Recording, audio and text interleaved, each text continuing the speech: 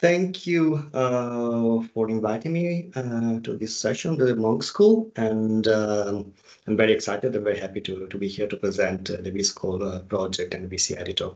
So first of all, languages can be a bit confusing sometimes. English is not an exception. So collation can mean different things, even if you're talking about technical things about manuscripts.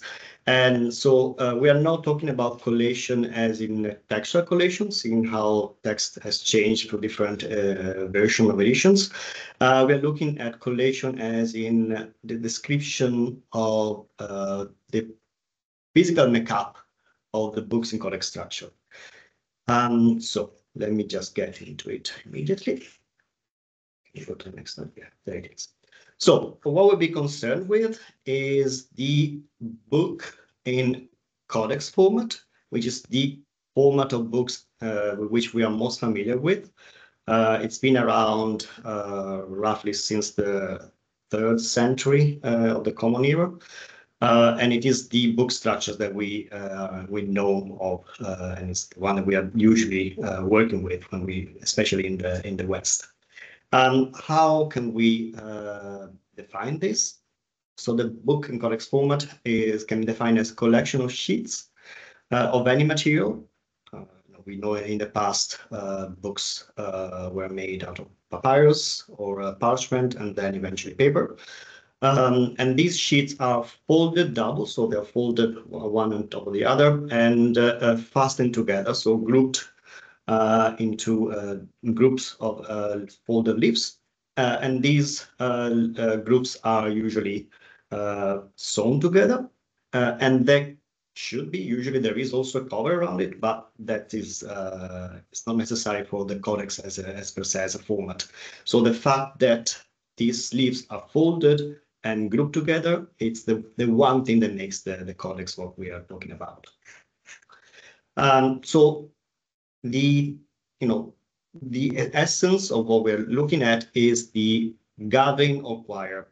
So these leaves folded together and grouped and put in stacks, one on top of the other. Again, languages can be confusing. English uses different terms sometimes for the same thing. So if you're talking or reading things about manuscripts, you will hear people talking about quires, referring to these groups of folded papers, so folded sheets of paper or parchment. If you are working with printed books, you will hear people talking about sections. And there is also another term, which is my preferred term because it's general and applies both to printed books and manuscripts, which is the gathering. And that is the term that I will be using throughout the whole presentation. So the gathering, if you're not familiar with, is the quire. If you're more familiar with the quire as a term for manuscripts. These gatherings are, as I was saying, the essence of the book in codex format. They are the ultimate working unit of the codex. It's not new knowledge. It's been said over and over, and I have a couple of examples here from eminent studies of codicology and the description of books and their formats. Why do we care about this? For many reasons. One is that historically and geographically there are differences. So on how many leaves are grouped together into one gathering. And you see, for example, that in the Latin word, you will have most often 4 leaves, 4 bifolia, so the 2 leaves folded together per gathering. In other traditions, you will find 5, for example. That is the most common. Sometimes you see an alteration of this. So even just looking at the number of gatherings of leaves per gathering, it's can give you some clues of where the book was put together.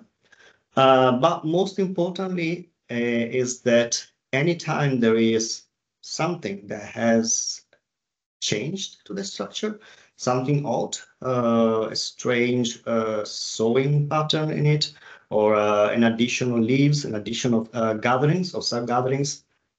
All of that highlights that generally something has happened to the manuscript or the printed book sometimes, but manuscripts are a bit more complex for this. Looking at these discrepancies to the norm structure can really highlight points of interest when you're looking at manuscripts. That is why it's so crucial to look into the collation. So as I said, how many leaves there are per gatherings, and how many gatherings there are in the manuscript or printed book, and how are these arranged. And every time there is something odd, there is something interesting to look at. Now, what happens when we digitize manuscripts of books? What happens is that we normally take images, pictures of each side of the leaves in our book, and we end up with these sequences of images that represent the object that we had in our hand before it was photographed. Now, there is a lot that can be done through these images, and if you're interested in the content, the text, this is wonderful. But as you see, the whole principle of these leaves being gathered into gatherings, it's lost. What you normally see is that the interface will tell you where you are within the sequences, so which leaves and which side of the leaf you're looking at. We talk about usually of recto and verso, so the front or back of the leaves. And there are examples where the interface will also allow you to navigate through the actual gathering structure of the manuscript. This is an example from the Codex Sinaiticus, where the interface allows you to go quire by quire and then in which folio you are within the gathering. There are also other projects like this. This is a catalog from in Germany. I'm blanking on the name now.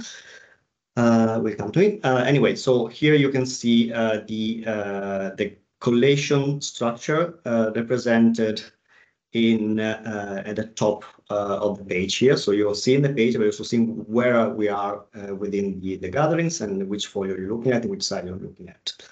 Heidelberg, that's the name.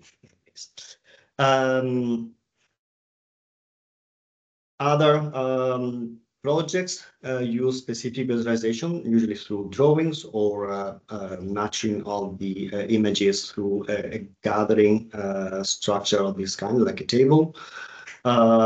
This is an example of the same kind of principle, where the drawing highlights where you are within the structure. Same here. But usually what happens is that really, for the great majority of digitization of manuscripts and printed books, what you end up with is what I call the floating pages problem. We have these sequences of images. Great if you're looking at the text and the content, but if you want to know how these were grouped together, you don't have any reference for that, and it's like these floating pages that they used to be matched physically connected to one to another, or at least in couples, and they're not anymore. Truth to be said, in most catalogs, you do have this information recorded somehow, and this is through what is called referred to as the collation formulas. Collation formulas are alphanumeric sequences of letters or numbers or Roman numbers, which try to describe how many gatherings or quires there are in a manuscript, and how many leaves there are in each gatherings, and if there is anything that was added, missing, or other complications. Now, if you can see on the screen different examples of these collation formulas. All of these are taken from the literature. So they all represent a manuscript, and the last one is a specific formula that's used for printed books. If you're not familiar with these and you look a bit confused, don't be afraid, because I found them also very confusing, because there are different traditions of collation formulas, and they do capture the information, but it's very compact, and trying to visualize what they're representing can be challenging for complicated structures, which are, as we said at the beginning, the most interesting ones. To the point that usually what happens is that the formula is interspersed with full sentences that tell you actually that leaves was added or missing or something else, and creates the other problem that if the catalog is in a language that you don't speak, it might be difficult, even more difficult, to try and get information out of the formulas, because you need to also understand the grammar and the vocabulary of that language, which is kind of beyond the importance of the formulas as international communication methods. They're also so compact that oftentimes, and I've seen this over and over, what happens is that once a collation formula has been defined, this is repeated over and over as a dogma that describes that the manuscript, even if things have changed or if there have been mistakes in making the formula, which can happen sometimes. Even as a conservator, sometimes it's difficult to understand where things were connected to each other. If it's a book in very good condition, it's easy, but sometimes you need to guess. And another thing that the formula doesn't allow you to is to tell whether you are sure or not about something. Comes in VisColl. So VisColl is a project that has been running since 2013, when we started, which tries to find a way to help with this problem. So what happens that in July 2013, Doug Porter, my colleague from the Schoenberg Institute for Manuscript Studies at UPenn in Philadelphia, sent an email to the TEI, the Text Encoding Initiative, this list, asking whether there was anyone doing any work with collation formulas and information about the gathering structures of manuscripts. At that point, I was working on my PhD, looking into how we could take information recorded about binding structures and transform that into diagrams. So I didn't have data about collation formulas in my database, but the principle was the same. I had a structured description of a part of the book, and I wanted to extract information and transform that into something that would be visualizable and useful. So I knew Doctor, and I immediately sent an email saying, okay, I'm working on this, not exactly on the collation formulas, but maybe we can work together. And that's how we started more than 10 years ago. So we had a series of attempts. We first ran a prototype where we looked how we could work with this data and start to understand how we could actually do something useful with this idea about working with the gathering structures of books and manuscripts. So we work with the Digital Walters, which is the online catalog of the manuscripts from the Walters Art Museum in Baltimore. We went to that catalog specifically because Will Noel, unfortunately left us earlier this year, had work on the Digital Walters, and we knew that there was a consistency in which the collation was described within the catalog. There was a specific formula that he had designed that was applied for the great majority of the manuscript described there. So we work with Doug Emery from UPenn, and we worked on a parser that will look into the TEI descriptions of the manuscripts, extract where the collation formula was, and transform that into a format that we could work with. That worked, kind of. although the formulas were not precise enough to actually sometimes do something useful, because it will tell you that there was a page missing, a leaf missing within the gatherings, but it will not tell you which one oftentimes. So you cannot do a drawing with that. The other problem is that, as we've seen earlier, collation formulas can differ. So we would have to write a parser that is capable of reading all the different families of collation formulas. And also, as we said earlier, oftentimes there is also other information that's added through free text. So at that point, AI was still very far in the future. Maybe nowadays we could work with AI to do something like that, but we decided that actually we needed something that kind of differed a bit from the way in which people have been working with this data, and we started working on different approach. So instead of taking information out of collation formulas, we built a website, a simple website that will guide people into the description of the collation of manuscripts. So how many leaves there were per gatherings, and how were these within the structures, and other information to that. All behind this, there was an XML model, which took the information and structured it in a way that we could work with. That worked, and that was the VisColl 1 version, which described the manuscript in the same way as the collation formulas were doing. So the assumption was that there was always a bifolio, and if the bifolio wasn't there, then something had happened, and we were describing that. But we soon found that actually this is fine for straightforward structures, for which actually a collation formula would have been good enough sometimes. But manuscripts are very complex sometimes, and this approach was not working very well for complex structures, which so created a problem.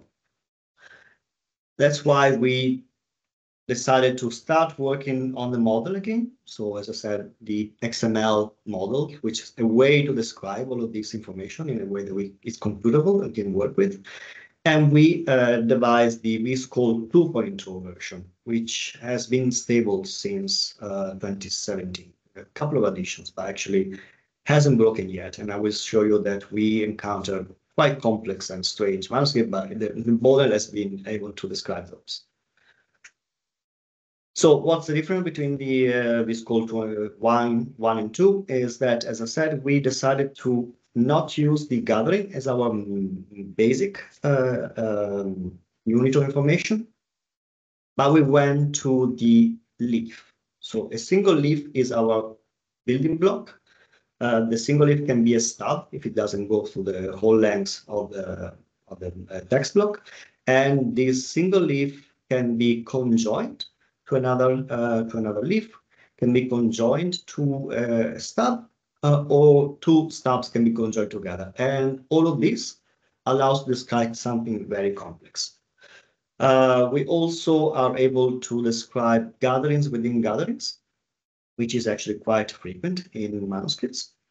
And also because of my background as a conservator, I wanted to be able to describe things that conservators normally have to describe when they describe gathering structures, but which is not recorded in collation formulas.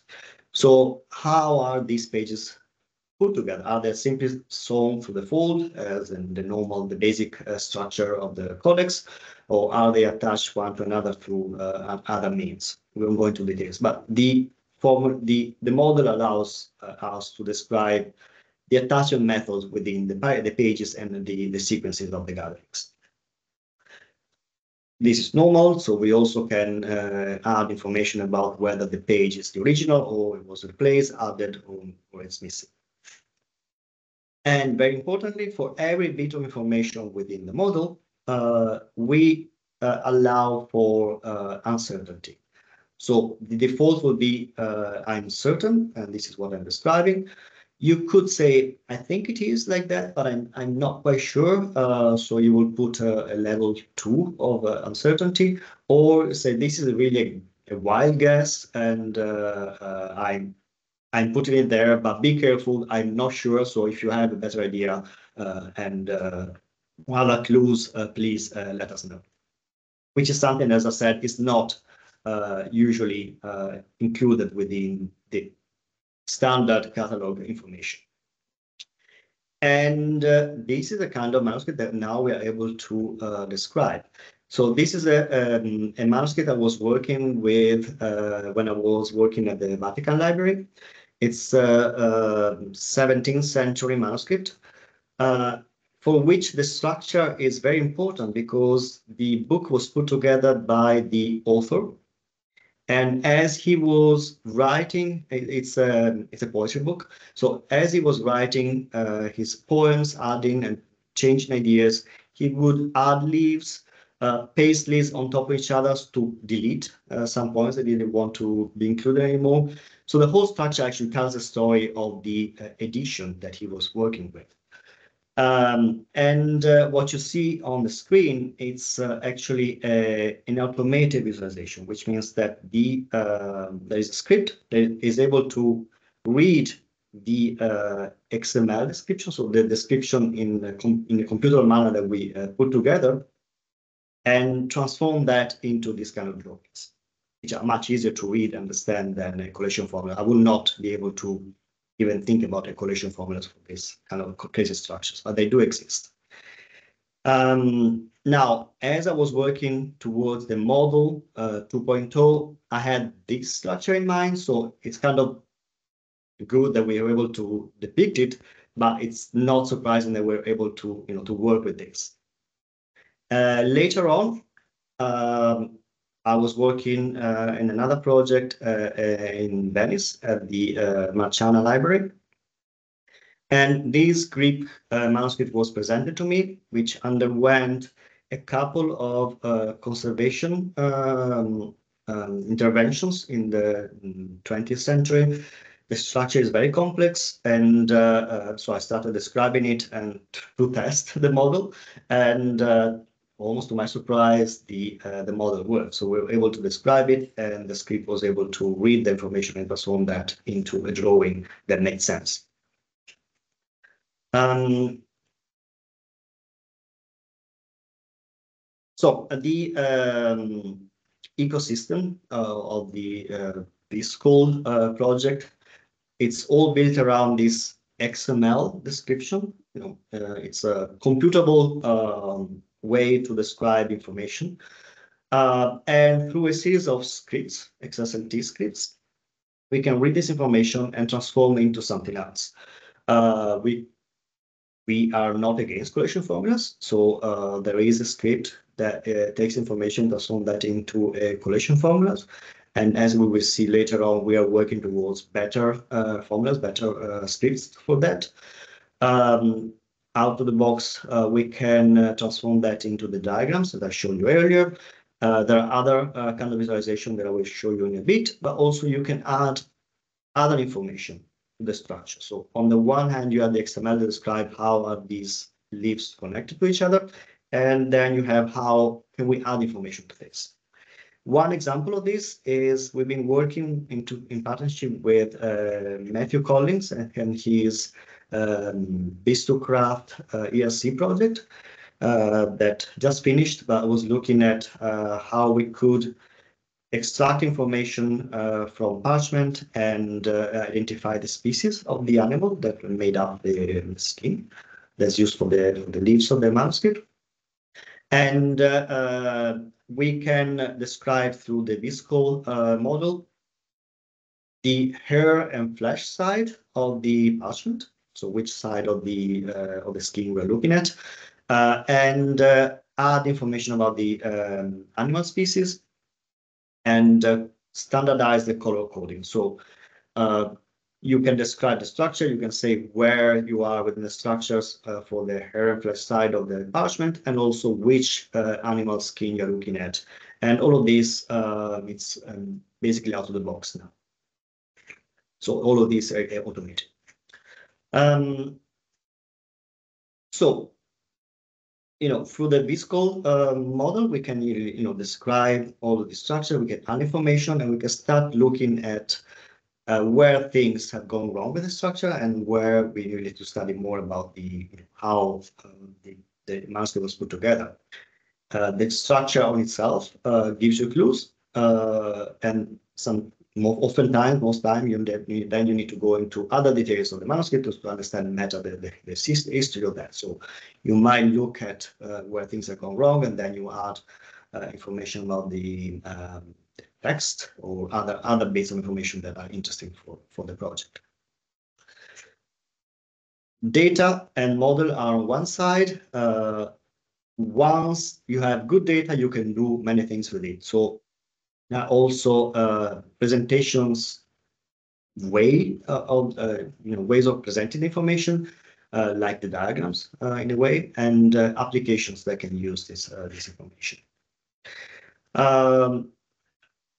One visualization that we've been working with since the beginning is on top of the diagrams is, can we also work with the images that have been taken, as we've seen at the beginning, of each side of the leaves to reconstruct the bifolia? So what we are looking at here is which pages are physically connected to each other within the manuscript. And so you see two per folio because you have the recto and verso of each bifolia. And in this example of the digital Galen palimpsest, these two leaves used to be physically connected when the manuscript was on Mount Sinai, and now they are in two collections. While the black and white images are in a private collection outside of DC, and the color images here are from the Vatican Library. And so they are now an ocean apart, but the model was able to put them together physically as they were when they were together in the same manuscript. Looking at information that appears through the bifolio as it was there in front of you before it was actually put together within the gatherings is also very interesting for other information that you might want to look into manuscript. And this example, it's a PhD candidate at Leuven, Alina Heiermans. And she is an art historian, and she's looking into how Flemish 14th century manuscripts were put together by the illuminator. She has a few manuscripts that she's looking at. In this one, I only reconstructed one page to showcase what she's looking at. So she looks into how the bifolia were, compiled in front of the person writing the text, but also most importantly the marginalia and the illumination of the manuscripts. And the theory, and she's been proving that, is that these manuscripts were drawn with the open bifolia, and this process now is kind of lost within the gatherings. So you can see clues of how these page was designed as a unit, and now the unit is broken because there are pages in between. So she's looking into different examples of this, and not an art historian, but by looking at clues and how things are mentioned from one side to the other, you can start looking into probability that these were actually worked as a unit, and then the unit is broken within the gathering. Bibliophily, it's a project that described all of the manuscripts preserved within the libraries in Philadelphia. And most of these manuscripts are also described within the VisColl with a VisColl model. And the VisColl model is visible and usable within the interface through this schematic representation that you see here on the top. So it's a different way of presenting the same data, and it's you can navigate the object through the different gatherings and the different leaves within the gathering. So far, in order to actually do most of the things, you had to be able to work a little bit with the XML, and we knew that this was kind of preventing some people to work with the project. That's where VC Editor comes in. So VC Editor is a new interface that has been developed to be able to work with this data and add information without having to know anything about the XML behind it. VC Editor now it's developed at UPenn, but is based on a previous version, which had been called VisCodex, developed by the University of Toronto through some Mellon funding. That VisCodex now is not usable anymore. It's been put to sleep, let's say, and it wasn't fully compliant with the VisColl model for various historical reasons. So now those users have been put forward towards VC Editor and VisColl per se. I have a little video here that actually shows you how the interface works. So let me just start it. So you can create an account, and anyone can do it. You just ask for it, and then you can start describing your manuscript. You add some specific details of the manuscript. You can use this interface to pre-populate the gatherings, as you see what happens. So you say how many. Is it going? Yes. How many gatherings there are? Okay, sorry. How many gatherings there are within the structures, and how many pages, and which is similar to what we were doing with the first version of the online collation model.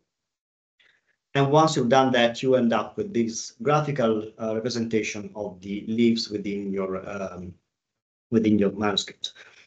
Through that, then you can start working with the data, and if you have anything that's different, or you need to add, there are missing leaves, you can start adding this information.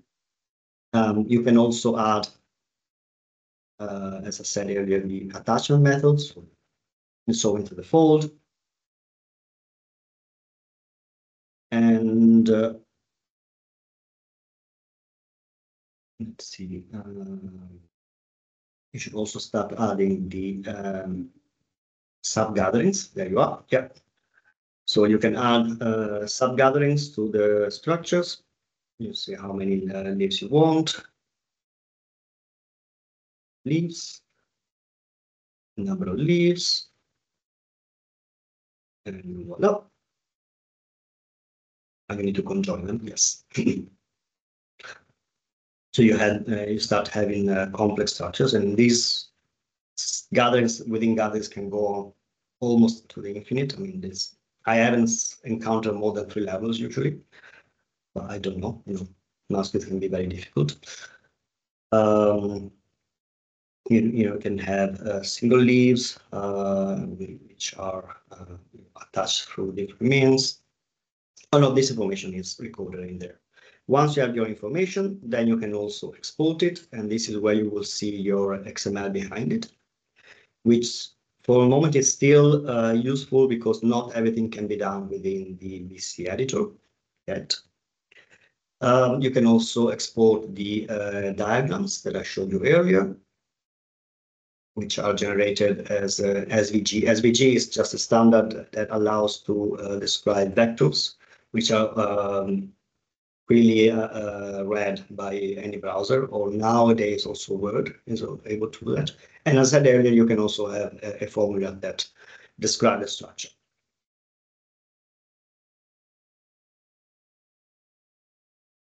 Let's see. Oh yeah, and also you can download the HTML that shows you how the pages were fully, physically connected one to another. Let me just check for time. Yes, perfect.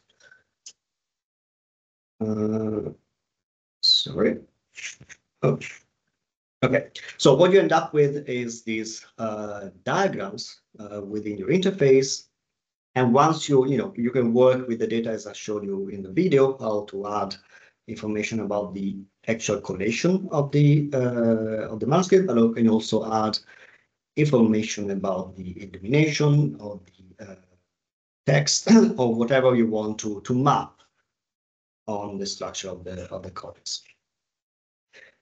You can import also images if you have them for the manuscript, and if you happen to have a AAAF manifest, you can just simply copy the URL there, and all the information will be imported within the interface, and you can map those images to your structure. There is a lot more that can be done with the VC editor, and there is this guidebook that can guide you through how to do different things within the interface. Now, as I said earlier, the interface is not perfect, and most importantly, it doesn't do yet everything that can be done with VisColl. But I actually have news about this. Since we launched VC Editor, we see that steady increase in users of different categories. But most importantly, we've seen a steady increase in project, which means that people are not just subscribing to the to VC Editor, but actually using it for different projects, which is great, what we want. We are in beta release because, as I said, it's not everything, it's perfect, but we're very happy that we are a strong community of people that are starting to we have been using this model for quite a few years now. News, we just got an NEH grant to work towards the amelioration, like how can we make this VC Editor interface better and more compliant with the VisColl model. So we got Digital Humanities Advanced Grants level 3, which is the top level. And we will be working for the next 3 years towards this goal, which I'm very happy about. So it will be the NEH grant was given to the Schoenberg Institute for Manuscript Studies at Leuven with Todd Porter and I as co-directors. So with this, we are really looking into different ways in which we can work with the data and add facilities to the interface. Dot and I will be working towards different ways in which we can map and visualize information, and we'll be working towards imposition modeling, which is mostly relevant for printed books, which means how were the pages printed on the actual full leaves and then folded up into the gatherings. There is a small number of manuscripts that also follow this process. Folios and quartos are kind of easy. When we get towards the octavos and smaller format, things get more complicated, and this is where we'll be looking into how can we approach this. Can we work towards a way in which we can use the VisColl model to predict where pages were, or maybe give you different ways in which the leaves could have been put together and folded, and present you with the different ways, and then it's for the scholar to pick the one is actually most relevant. We are working towards better and different collation formulas that can be automatically extracted from the XML descriptions. And we'll be looking also in different ways in which we can visualize this paper or this information, or add different kind of information that we can map on this. So on the one hand, we want to work towards automating synoptic charts, like the one you see here on the top left. adding other information like watermarks if you're working with paper, and can we standardize that in a way that is actually useful. And I'm working with Jerzy Nocek, from an eminent expert in parchment, into seeing how we can add information. So as I said, we already described the hair and flesh side of parchment, the species. Can we add more? Can we look into different information that is useful when you're describing parchment manuscripts? And how can we standardize a way to which we can map this and then visualize it? And with this, I'm got to the end. So if you have any other ideas about things that we could do, please let us know. We might not be able to add it within the next 3 years, but we always welcome suggestions, and very happy to see how many people are working with this model and get us feedback.